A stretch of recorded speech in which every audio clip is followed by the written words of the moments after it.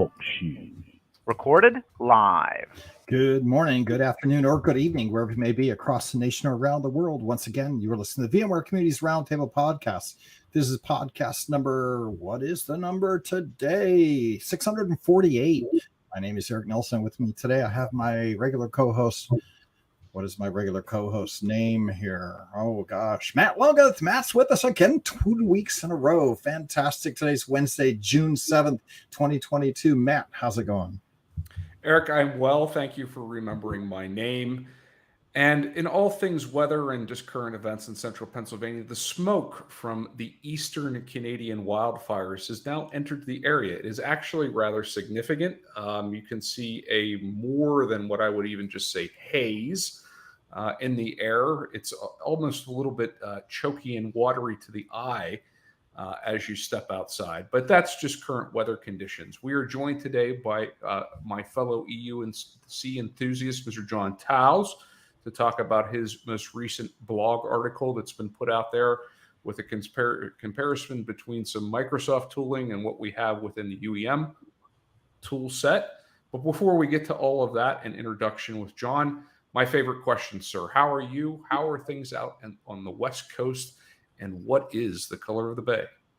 I'm doing fantastic. And if you look at my hat I have on today, you notice the logo says Big Admin. So I pulled out the old Big Admin site hat from my Sun Microsystems days back in 1998, I think is when that thing went live. So I found that in an old hat drawer today. It is a beautiful day in California. You know, I'm going to bite. What's Big Admin?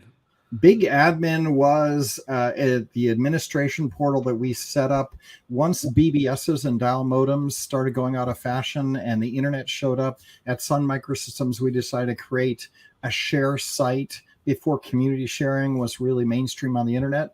And we were the second largest site at Sun by traffic volume. Only Java beat us. So Java with java.sun.com was bigger. And then we were second, and we were just an administration portal. And everybody was like, oh my gosh, you're using this internet to actually upload and download. It was kind of a fun place, and it got me into community originally. So I was in engineering and created this site for the fun of it. Before that, I ran BBSs using modems and decided I would do this, and it became big, and I decided I liked the community business. It was fun. So here we are, and I found my old Big Admin hat.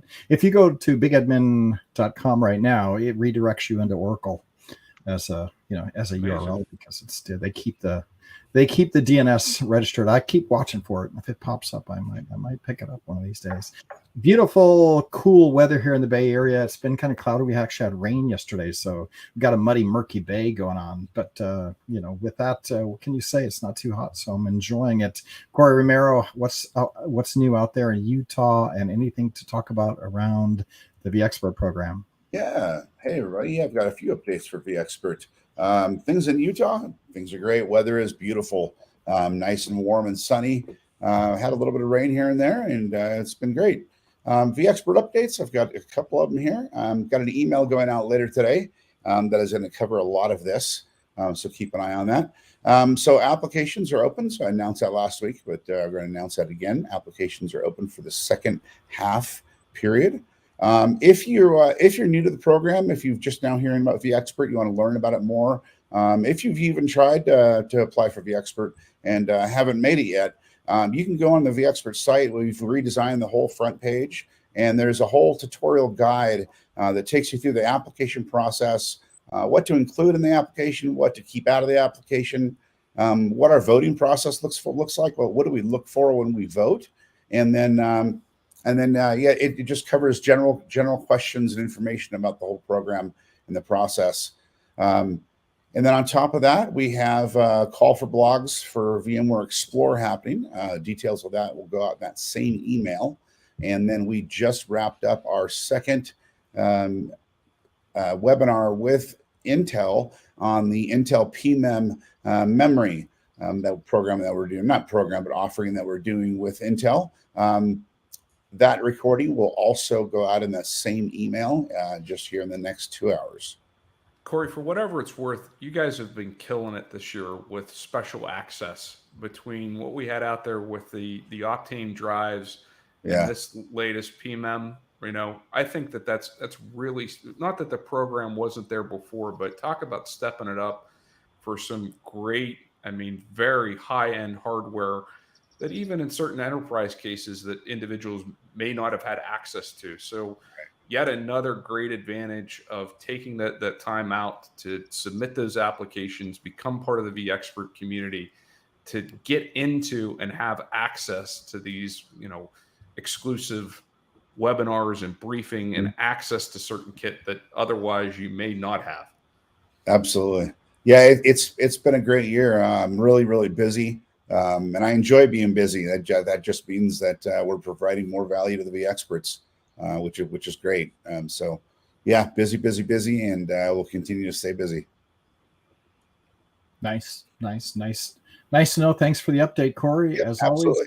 always, Explorer's coming up. Guess what, Matt? Content calendar went live, I think today or yesterday, one of the two, but it's out. Okay. The content calendar is live, as I understand it, or the catalog rather is live, but then the scheduler opens up next week, correct? That's right. Sometime, another week or so, but the catalog is, I stand corrected. Check your sessions. What topics do you want to go into? Hey, if we're talking about, mobile and modern device management that's in there, that you could search for that particular topic. If you're over on the Horizon side, if you're more on modern apps, those sessions can then be broken down by catalog or by category, and then you can start to get an idea of, okay, once Session Builder now is live, which again, as we just talked about, will be next week, then you can start doing that placement and trying to build out your schedule and what your week might look like. It's going to be here sooner than later. Again, the third week of August. We're out in Vegas this year at the Venetian. Yeah, absolutely excited about that. I know that we have maybe 40 sessions, community sessions in for vBrownBag, VMTN sessions in that theater. I know we have 20 plus VMware code sessions that are already in the system as well. And then just so everybody knows, we will be adding more over the coming weeks. So this was the first major release of the bulk of the sessions, but there will be the late stragglers that come in from Alistair on vBrownBag, as well as some extra code sessions. And I think we're putting the code labs in on the 6th, which is what is now. It's already past the 6th. It's yesterday. So the code labs are going in, and then we will get to republish those as well. So a lot of great content up there. Go check that out. And any insider baseball on what the code labs might be this particular go around? Yeah, we have guys working on the lab. It's going to be writing GPT chat apps that use the GPT chat public open source interfaces. So if you would like to write a GPT chat app that does PowerShell scripting for data center automation, you should learn how to do that in these labs. So the labs are some AI ML kind of chat GPT API consumption, fun stuff, an hour and a half lab. So you'll get to write that. It'll be on the Windows machines. So we will have the Nooks back again with the screens. No sensors this year, more AI ML kind of coding with chat GPT APIs. The chat GPT API set is the ChatGPT is based on GPT, and GPT has an open source API implementation. You can go set up your own GPT server, and then you can write your own APIs if you want to that server. We're just going to be showing you how the ChatGPT APIs work, but we'll take you through a little bit of, if you wanted to set your own GPT open source implementation up, you could also do that and have your own AI engine. So cool stuff. Should be fun.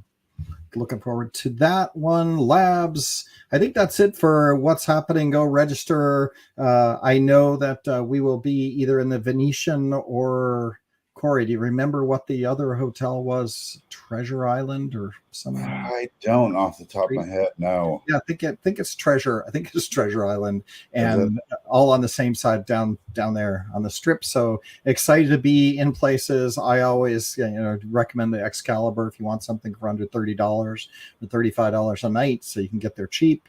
Let's see. I think that's about it for what's happening. Go look at what's published within the content catalog now. With that, let's talk to John Towles. John, welcome to the show. We always do a 5-minute introduction. Tell us a little bit about yourself. Where do you work? What do you work on? And what's your career arc? How did you get here today? Just so community podcast people get to know who you are. Sure. Obviously not my first time here. John Towles, proprietor, mobile-john.com. A large Workspace ONE, quote unquote, repository, blog space. I'm a vExpert, vExpert Pro, Microsoft MVP. Been doing mobility UEM stuff for 10 plus years. We'll also be speaking at Explore this year somehow. Despite the change in, let's just say, sessions than in years past. Known for a number of variety of topics on Workspace ONE, Windows 365, and things like that. I think that probably about covers kind of me in a nutshell. Right. Good. Well, welcome back. Say the last name again. Towles. Towles. Okay. Yeah, I've been getting that for my whole life, so I'm kind of used to it by now. And if you want to go to his website, it's mobile-JON. He spells John Jon. So Yep. Go check out his website, give him a follow, that kind of stuff. So Matt, I'll let you go because I know you love EUC and all things desktop. So I think this will be a love fest between you and John. So why don't you take it away? Well, let's set the stage, right? So the reason that we brought John on was from a blog article, actually a series of blog articles. This one, though, particularly about Endpoint Manager versus UEM, which was in the context of where the two platforms were in 2022. You had originally published this out the year prior, then you did an update, John, as far as August of last year. And that has gained some traction, right? As we circulate this through the VMware system and we flag this and then promote that on our social channels, we track that and we can see that that's still quite popular. Yeah. So ironically, they refused to publish one of the articles on advocacy, though, because I was not as kind as they wanted me to be in part 2. Well, let's start at the beginning then, if you will. So Sure. where were we at walking in between these two platforms in August, right? Let's set a baseline of last year. And there's been quite a bit of changes on both sides. And all of the individual iterations that you go into between enrollment and admin and capabilities and reporting and whatnot. So let's set that baseline and then let's bring it up to speed a little bit as far as where we're currently at with the state of the two platforms, given that we're, almost running up against a full, let's say, life cycle revision of the two platforms coming in here in the beginning of June of the following year. Yeah, of course. And keep in mind, I want to say, and I was trying to pull it up, I want to say it probably goes back to like 2020. I've been doing this, or 2021, somewhere in there. Right, the whole series. So it's something that, is, people would always challenge me on it. And so, excuse me, I had a bit of a cold. So historically speaking, right? So the thing that my session at Explore this year is on neurodiversity in the workplace. So me and a gentleman with dyslexia that works at VMware are going to be talking about neurodiversity. And so on that point, with ADHD, the best way I learn is, 1, by doing, and 2, by writing. And so that's a big part of the reason why there's as much content in my blog as there is that's kind of helps me learn. And so through the process with Workspace ONE and Intune, I've spent a lot of time kind of looking at stuff, writing, building like spreadsheets of all the different configurations and blah, blah, blah. And that kind of led to the development of, the content that's around kind of, looking at the two platforms. And I mean, and it's not even inarguably, no person has built a career more or become more, let's call it notorious with Workspace ONE than me. It's what I'm known for. And so it's tough. It's been a tough, I think really since COVID, it's been really a tough go of it, really for both, I think for both platforms, because they, because COVID impacted both differently. I mean, many people may or may not know, a lot of the engineering resources for Workspace ONE are in India. India got hit really hard by COVID. That really slowed down the R&D cycles for Workspace ONE. And then, Gartner's, which I always use with quotes because I don't really believe, I'm one of the people who believes Gartner's is bought, but, people can, argue with that sentiment. That, last year, I believe, Gartner's in their Magic Quadrant now has a gap about this big between Intune and everybody else, which is absolutely asinine.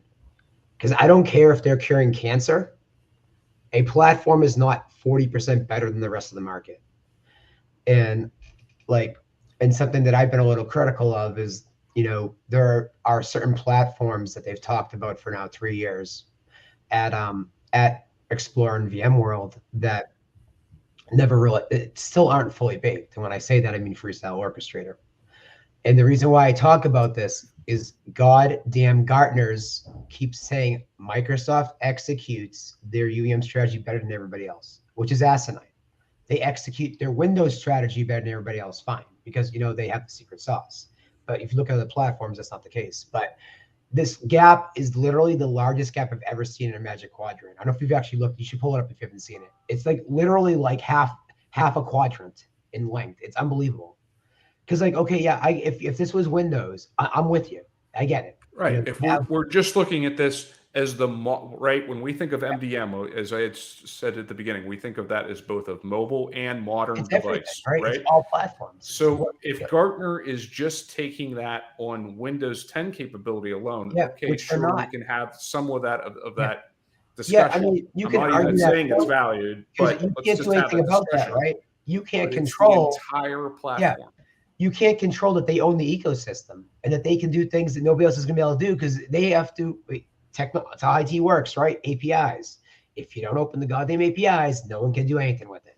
And so, yeah, they have always had that control, right? App protection policies, all that stuff. And so I totally get if this quadrant with this gap that's like literally the size of the Grand Canyon, that we'll go get to see in Vegas, I get if that is the argument, but they're arguing for all UEM, which is kind of ridiculous. And the one thing that they really have to fall back on around execution is Freestyle Orchestrator, which I have never seen a product in the 8+ years I've been doing AirWatch that has been talked about at three conferences 3 years in a row and still isn't fully baked. And the problem is, and I was talking to somebody in engineering at VMware recently, so I got Ron to get I can't think of his name. He's one of the directors over the core UEM platform now, and now he's going to be a vExpert EUC coming up, and so I thought it would be a really good thing to talk about the new Workspace ONE architecture, right? Because I think the problem is they did there was a really bad job done here, because they did it. It was all after the fact. They're like, the reason why this stuff has been so slow is because we had to re-architect everything. Where they should have got out in front of it and said, we have to re-architect everything. So some things might be delayed, which is the right way to do it. It's like, it's like the whole adage of, if I catch something, if my employee catches something, there's a problem. If I catch the problem and my employee doesn't, then that's a problem. But if my employee knows about it and gets ahead of it and talks about it, then, that's much better than the inverse.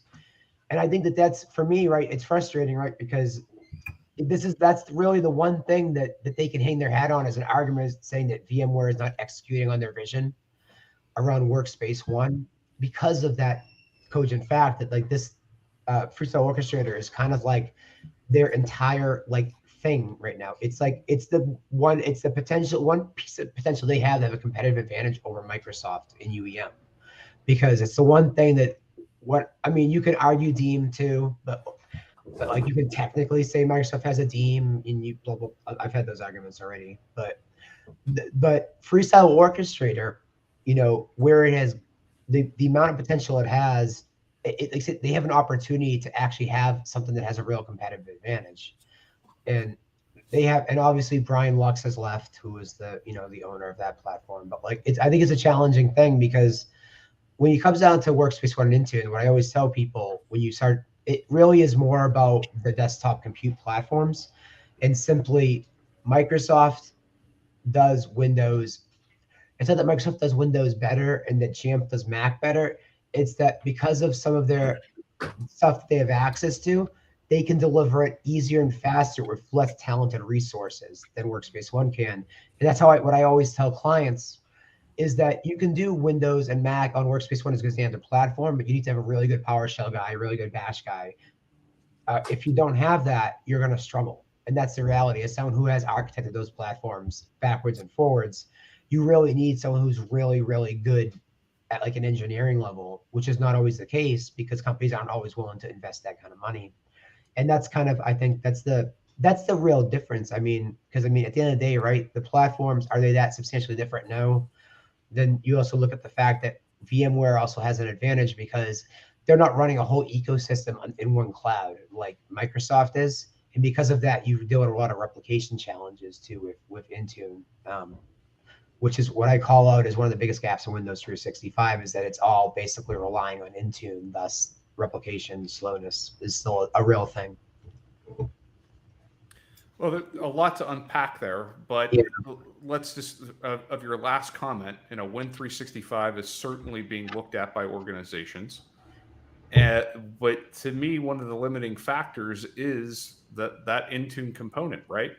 That is the management and only management platform that you're going to get as it currently is deployed with Win 365. So you are all in on that as far as your particular management interface.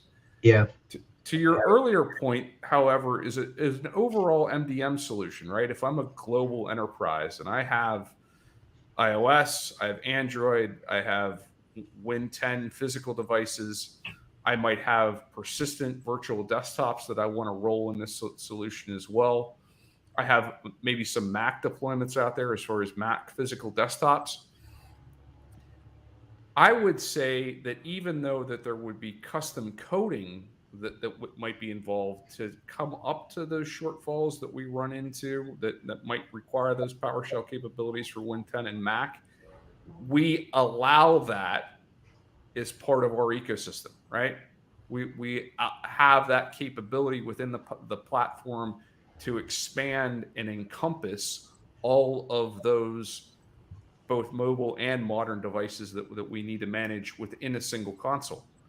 Yeah. Whereas if you try to do the same thing with Jamf, or you try to do the same thing with Intune, I'm not quite sure if they would have that same experience, and you might be ending up with multiple solutions to accomplish the same endpoint goal that you now have with a little extra, admittedly, that you have within Workspace ONE. You put that plus where hopefully we're going to get plus with Orchestrator. And to me, is even taking a step back as a VMware EUC employee, that I think that would be a compelling argument to make for an enterprise. Yeah. What fascinates me most about Jamf is if they ever, they got bought by like an equity company like 6 years ago or so. It fascinates me that if I was them, I would mass hire and I would build out other platforms, because I think that they would disrupt the entire space if they ever brought in just Android. Forget Windows. If you just brought in Android, they would be so disruptive. And it's very frustrating for me just as a technologist that Jamf doesn't get mentioned in the Magic Quadrant at all. Because like a lot of these like education places that are like just iOS and Mac, it's such a solid platform. And not just that, as someone, you know, who has a lot of appreciation for strong community, their community is so good. And many people who, while they were designing and engineering Mac environments in non-Jamf, leverage Jamf Nation to figure stuff out, because there's such a great, you know, not dichotomy, but like just a great kind of back and forth there between that and the Mac admin Slack, and just it's just a really great thing. It fascinates me that they haven't tried to do it, because if they did, I think that they would really, really, really disrupt the space, because just based on like just the loyalty and like the fans that they have, it always, I think, kind of fascinates me. And anyway, back to your, I think the point that you were making, I think the challenge is that I think that we all have right now. And like I said, you know, I bank much of my career on VMware and their success. And because I mean, that's, you know, it'd be very hard for me just that, you know, if Workspace ONE went away tomorrow, it'd be very challenging for me just from like a consulting perspective, like what I would do, because, and that's why I've tried to diversify in the last year. But like my concern, right, is that the building blocks within what's called AirWatch, the things that made AirWatch successful, they've kind of gotten away from the last 3 years. And one of those things is same day support. And I provide this as actual feedback to engineering, is that, so you used on the day that an OS was released for Apple, you would have the actual controls in the GUI. And now they're expecting people to deploy custom XML. And what I want, you know, as a fan and a lover of this platform, is I want to see them get back to that, is get back to where they're successful, because my concern is perception. And I've written about this in my article, is that I don't think that, you know, and this is pre-Intune Suite, I don't think either Microsoft or VMware has done much in the last 2 years, COVID-ish, like, you know, and they had to? Not really. I mean, what they're already doing is already really strong, and you know, if it's not broke, don't fix it. But I don't think there's been a ton of innovation or like trying to see what they can do to kind of, I think, bring stuff forward. Intune Suite actually, I think, helps VMware more than it helps Microsoft, to be honest with you, because now people are mad. They're mad at Microsoft. Like, I've heard a lot of it. They want me. I think you have all these E5 customers that they're now telling they have to go spend another $10 per device to get blah blah blah. Like, people are not happy about that. Like, and that actually, I think, and this is similar to when VMware put Assist out, and I was pretty critical with Pooja, who's the PM for Assist, that, like, so Bomgar, you can buy licensing per technician, whereas Assist, you have to license per device. And for me, right, the very first thing I do when I release a product is I look at my competitors, and I look at, you know, meeting parity. And I think that, you know, Bomgar, who is really the best remote management thing in the space, they're doing it this way. You have to kind of like incentivize and build value there. And when it's saying we're going to be exponentially more expensive than Bomgar, but at least you get it in the platform. I think it's kind of just not having I think the awareness that you need, I think, to be successful. And like I said, I always worry, like I said, I have, you know, I've got Workspace, I've got a you know, number of Workspace ONE clients. And I like I said, most of my knowledge, my background comes from that area. And like I said, I think they're still doing well, but I think that, like I said, they need to get back to some of the foundation that made them successful. They were like one of like 2 companies that had same day support for these new OSs. I mean, last 3 years, there's capabilities. You still have to go custom XML now, which I don't think is great. And I mean, these things I don't think are heavy lifts. I think it's just more about trying to reprioritize, I think, some of that stuff. Because I mean, it just, like I said, these are things that are, because like I said, I mean, I think I think I wrote this in my article, in 2023, I think the gap is closer than ever between the two. It's on both sides to a degree, right? So like they've come, VMware has closed the gap in certain places. Microsoft has closed the gap in other places, but I just don't feel like the divide is that much there. And I think that it's harder now to justify the cost of Workspace ONE. So I think that VMware One has to be aware of that and be willing to commit to getting to really showing that commitment to people. And I don't know if I don't think they're doing it at Explore, but I think it would have been really smart of them to have a session on the new architecture. Because I think that, you have to start, you have to build absolutely a key component to all of this, right? Yeah, like they're saying we were driving they're saying car all down these the things road are at the same paused time. so we could do this thing. Show them what you're doing now. Like I said, if you're going to like and not only why we had to do it, but then what it enables, right? What was broke, what we did to fix it, and why we wanted to fix it, and now how it positions us for the future. Yeah, I hate to say it, but it looks like an excuse. Like that when that email that thing came out in the UC blog, it kind of looks like an excuse. And I don't think they wanted it to be that way. But they're like, oh, sorry, we didn't do much just because we've been working on it. It's like, just be more transparent. I mean, customers get enough of the lack of transparency from Oracle and Microsoft. I think, having more of an open book policy and being a little more open with people, I think that it goes a long way. As someone that's kind of my brand, where I'm very kind of to the point and just kind of an open book, and you don't have to infer much from when you talk to me. I mean, that's like a lot of like kind of who I am. And like I said, it surprises me because so I don't know if you've looked at it yet. There are 23 accessions on Workspace ONE. This many. I looked it up. Me and Johan combined were 1 for 8 on getting sessions. He got a session on data science, which is I'm super pumped for him. But like there's not as much anywhere workspace stuff this year as there has been in years past. I think there's a lot of shifts. I mean, obviously, not to kind of drag it into this, but like everyone saw the stuff on Twitter, right? William Lamb frustrated that he for the first time struck out and stuff like that. That's why I'm so thankful, and I want to plug VMware Code in Brown Bag, because I think that more people need to submit, because a lot of people are really frustrated that they got rejected. And so it's 2 ways you handle that, right? You either just complain in spam Twitter, or you figure out let's find a back door, let's find another way in.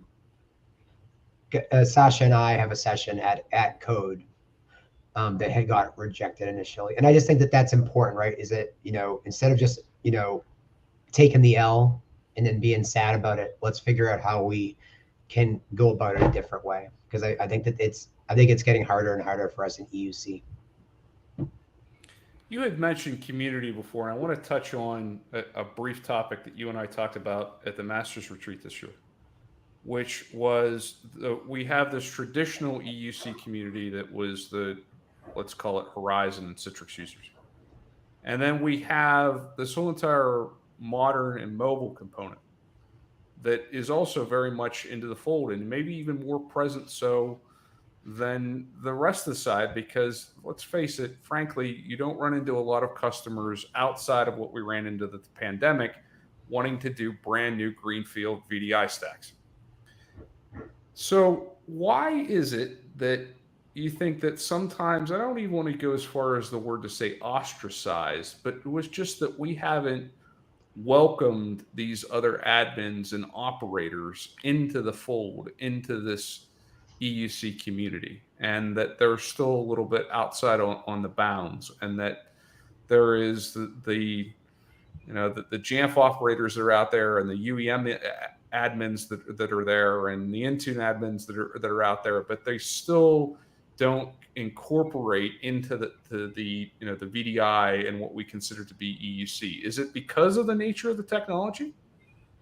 Those 2 different stacks, and we don't see much cross admin activities, and where it's although we put it in one bucket, it's 2 distinct practices? Or is it something more? And what are your thoughts there? So my belief is that VDI has been around a really long time, right? VMware bought AirWatch 7-ish years ago, and I think that part of it is a lot. I think it's, if you think about the kind of the genesis of it, right, is that so as someone who's been in mobile since like 2009, something like that, that a lot of companies early on would not hire mobile people. So it was usually a second job for like an exchange guy or an AD guy. That's part of it, or just say a person, that guy. But that's one part of it. Another part of it, I think, is that a lot of companies, and I saw this at Talbot's, where what would happen is that they would promote somebody from the help desk to kind of be like an admin for, AirWatch, Workspace ONE, whatever. And I think that there's just not a lot of respect for the role. And this is, whether they're technology people or whether it's, execs, C-level, whatever, is that they've always just kind of thought of that as the person who activates their phone. And I think that that's a big part of it. I mean, and I think I told you, I haven't been to a VMUG meeting since I went to one in Boston, and somebody told me that AirWatch was not an EUC technology, and I was done at that point. And this is one of the leaders of that VMUG. And for me, outside of the fact that that was remarkably offensive, and for me to be offended by something is pretty bad, because I'm pretty abrasive myself. It's just that people just, I think they think of EUC more as compute than user experience and user facing. And I think that they still don't understand. And it's kind of like the SCCM guys, I think, and a lot of that old guard is that they just have never really been welcoming and understanding. And I found, and I've worked at some interesting in places like MIT. This is my task sequence and my task sequence only. And you're not wrong. Right. And I said this at the Masters Retreat, right? Is that people need to think more about the next generation of people and what they're going to be and kind of where they're going to come from. And I don't think that people are invested enough. I mean, there's one thing to say, like, you're gonna run a community leader, all that stuff. I don't think people are invested enough in the betterment of others, in IT especially. I think that part of the problem is that there's been a lot of staff reduction and stuff, and people have always been more interested in kind of guarding their keys to the kingdom, and they haven't, and these are the same kind of people, right? Like the firewall guys that say, oh, I didn't change anything, or any of that kind of stuff. But what it really comes down to is that they just don't understand. I just don't think that they're willing to welcome those people in, and they're not thinking about what am I going to leave behind. And that's something that's like very important to me, as somebody who came from very humble beginnings as like a retail person and who had to really kind of claw and fight my way to where I am today. Is it just how important it is to help others? Like you have two types of people who actually respect the desk. When I say desk, I mean help desk, and actually try to help those people make their lives better. And the people that just kind of scoff at the help desk. Like they don't get that they make their lives better and easier. And by having a good relationship and building a good rapport with them, you infinitely make life better for you. And I just think there's two different types of people there. I think also at the same time that, it's surprising in a way, because it is the VDI guards of old, right? We're in a unique position where we're, how do I say this, in such a way that I've always thought of EUC presents the best opportunity within the enterprise IT stack to see all facets of the process, right? In other words, you're more likely to interact with the end user, because you have to deal with the desktop, the application, the network stack, and whatnot. And over on the mobile side, you see that as well. So, that is a long-winded way in saying, can't we feel each other's pain and joy and frustration in knowing that this is about delivering applications and security, regardless if it's a desktop or a mobile or tablet endpoint, or I want to get to in a little bit of what we're maybe even looking at with VR coming here soon, which I think after yesterday's announcement is going to explode. If people are willing to spend $3,500, yeah, I would agree. They will. It makes me think of Mac Studio, like how expensive Mac Studio is. I'm sure Coppinger is very excited to get started on that, though. Yes. Yeah. I don't know. I've had a HoloLens since 2000, whatever, 2018, something like that. $3,600 for a pro device. And I use it. It was a cute gimmick, got heavy on my head. I'd rather have my, 40-inch Dell dual monitor plane of glass in front of me. So it's a cute gimmick. I don't know if it'll actually take off or not, but I would say that notice it's Vision Pro. The next thing coming out is going to be Vision, and Vision's going to be the glasses, right? They're just super lightweight, and those are probably going to be targeted for 600 versus 3,600. And then there's going to be Vision SE. I think what they did is they intentionally released the Pro, announced it, because I think they said it's not available till next year sometime, right? So what did they do? They did this announcement to lock and freeze the market so that they can stop Zuckerberg and Oculus and those guys gaining more share while they're still trying to catch up with their world. I don't think the Pro will be interesting. I think the Vision will be interesting. So anyway, that's my 2 cents. What I'll say is somebody who has an Oculus is that the entire thing is going to be about apps. And one of the things that has really, I think, held back the Oculus, for example, is like the Zoom integration that they talked about it forever. I don't know if it ever actually happened, but you need actual apps, right? It has to work directly in Zoom, Teams, blah blah blah. I think that's the number one area for potential, right? Is that if Apple gets all of the all the AV platforms on board and gets apps in there, I think that's where it can really explode, especially in the remote work and hybrid and all that. I think that's really where there's a ton of potential. But like I said, the apps on Oculus were just an aberration. No, it's nothing great about it. I mean, some of the I think it was called Workspace or something like that. I used that and I liked it, but my issue was, right, it had to. You need if that integrates into your meeting experience, then I think it's foundational. But you're only getting half of the way there with the equipment. You need third party buy-in too, I think. I personally Speaking of third party buy-in, if you just finish this, if they had a projector that didn't require me to have a headset, and this could float out in my room, I just sat here and it became the modern day display. Hey, I'm all in. That looks great. So me putting on a headset. This is a Millennium Falcon R2D2 situation, which I'm all about. I'm here for that.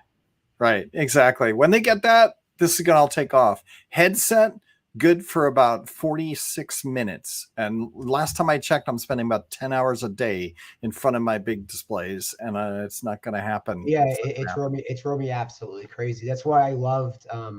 I don't know if you guys saw that announcement from a few months ago, and not talk about a Microsoft product, but I bought an LG C3 for my beach house. And then the new 2023 LGs, you can now run Windows 365 natively right on the TV itself.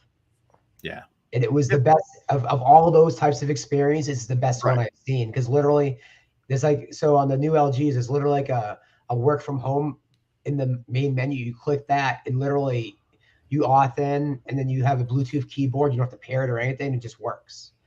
And a lot of those things I've seen, they had that Samsung Dex one, which I thought was terrible. I mean, that's the stuff I think that where a lot of us are clamoring for is actual organic experiences that aren't an IT guy, basically the IT guy and you having to go through 15 hoops to get to where you want to be. But building those actual organic experiences right inside of the stuff that you have is that's the next level, I think, of EUC, right? When I think of EUC, the number one most impactful thing I think of in 2023 right now is Dean. And I keep saying it. And now Gartner's is copying me, because I was saying it last year, where Gartner's is oh, this next thing is a good idea. It's Deem is so big right now. Proactive support, proactive troubleshooting, being able to get ahead of stuff, opening tickets for people even though they have problems, that is huge. I think that's right now is the most important thing in EUC. I think this other stuff is the 2 or 3 year roadmap down the line, is if they can start building and cultivating organic experiences into our everyday lives. That's really where I think the remote work and hybrid work stuff really takes off. Matt, I cut you off, so if you had something you wanted to talk about. I was just saying, with John's experience on multiple MDM management platforms.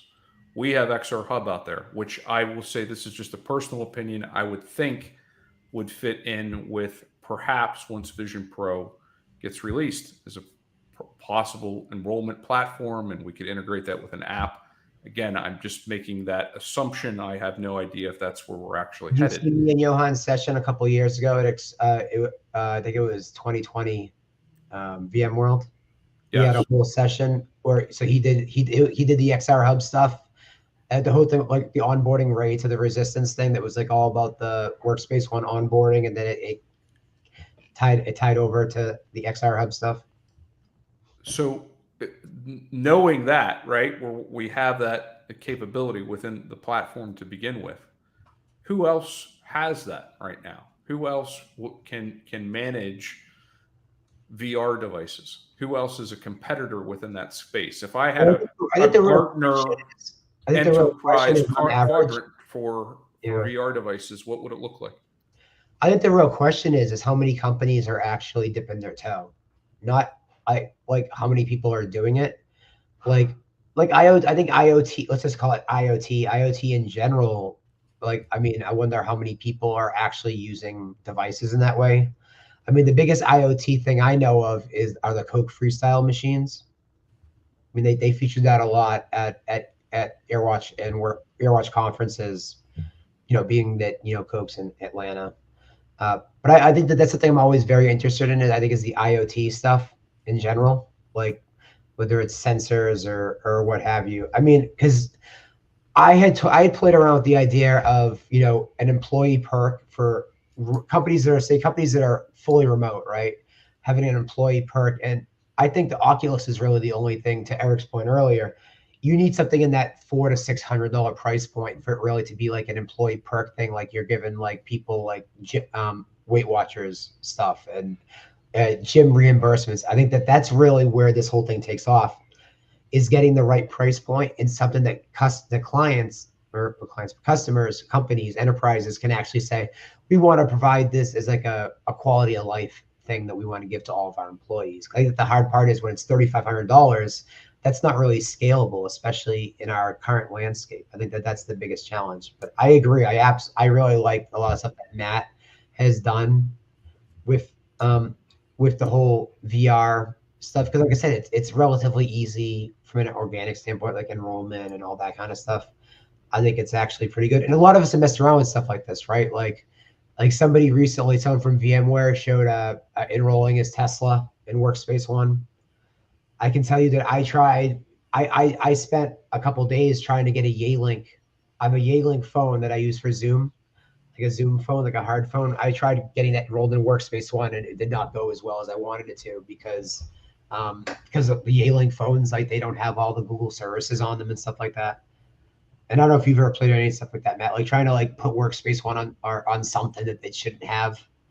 But it's a really interesting thing as you start learning about like how different devices, like let's just say non-endpoints, endpoints, and like trying to see like, you know, how can you kind of come up with ideas or build things, or, you know, I think cultivate some sort of like quality of life enhancement. So John, I got to switch gears because we're going to run out of time. We only got like 6 minutes left here. So sure. I'd like to spend a little time first, just to call out your session. We published in the chat, but you can go to Content Catalog and search for John Towles, Towles, to check out your session. I don't know if you have a session ID there. Yeah, I can. I'll put it in the chat.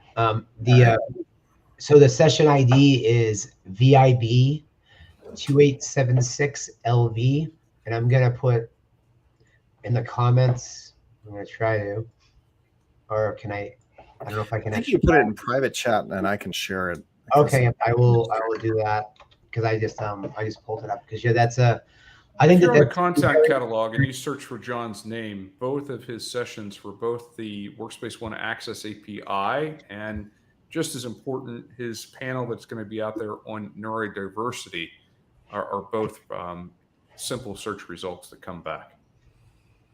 I think that's a really good point. I think it's a very interesting thing because those of you who aren't aware, just real quick for a sec, I released a number of articles about ADHD and dealing with it and how hard it is, and that basically people with ADHD are, it's basically dealing with the same thing that a lot of protected classes are dealing with, but people with ADHD are getting that as well.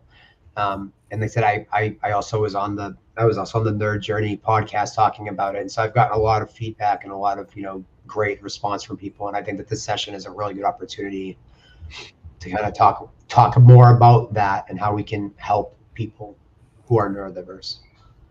Other shout out as we come up to the top of the hour, go to his website. You can just Google Mobile John, Mobile MOBILE, John JON. Go there. You got a really nice website.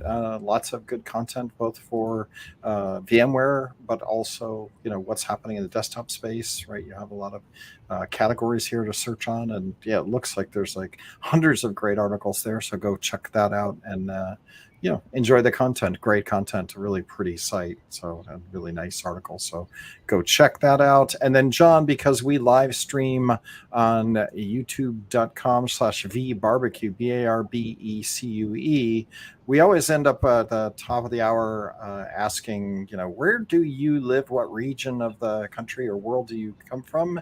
And do you ever get to have any barbecue or do any kind of barbecuing yourself? Oh, I do all the barbecues. So I'm in Boston, but I lived in Plano, Texas for 3 years, and I worked at BlackBerry. I have one of the best barbecues that money can buy. I have a Heston. I also have a Weber smoker, and so yes, I do an extensive amount of barbecue. I'm not quite as talented as people like Naran and stuff are. Some of the other people at VMware, but I do some sous vide, and I do a lot of smoking and barbecuing because my wife is celiac, has an autoimmune disorder, and so we don't really go out to eat a lot. So we have a lot of scratch kitchen cooking here at the house. Very cool. What's your go-to recipe, or what do you like to go to when you? I think my favorite thing I did in the last year is I did a sous vide picanha that I really, really enjoyed. I'd never done a sous vide before, and I did a sous vide picanha, and it came out really quite well. I'm a big Snake River Farms guy. I buy all my meat from Snake River Farms because we enjoy our Wagyu. Very nice. We do Very nice. A lot of that.